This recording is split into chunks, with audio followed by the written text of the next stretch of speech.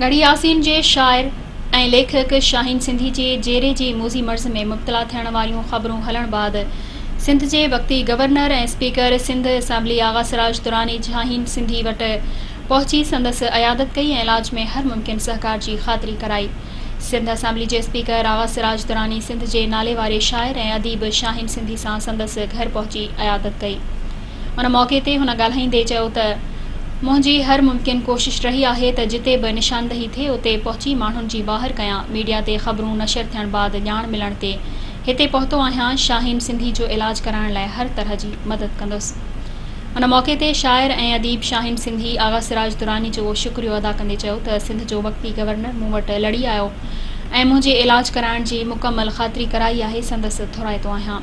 ॿिए तरफ़ सिंध जे वक़्ती गवर्नर आगा सिराज दुरानी सहाफ़ियुनि सां ॻाल्हाईंदे चयो त तालका गढ़ी यासीन जो जर पाणी ख़राब थी चुको आहे, जंहिं सबबि पाणी पीअण जोॻो न रहियो आहे, जंहिं करे इलाइक़े में बीमारियूं वधी वियूं आहिनि। हुन चयो त मां कोशिश करे सोलर सिस्टम तहत हलंदड़ पाणी जा फिल्टर प्लांट लॻाराईंदुसि त जीअं इलाइक़े जा माण्हू साफ़ पाणी वापराइनि ऐं मूज़ी मर्ज़नि खां बची सघनि।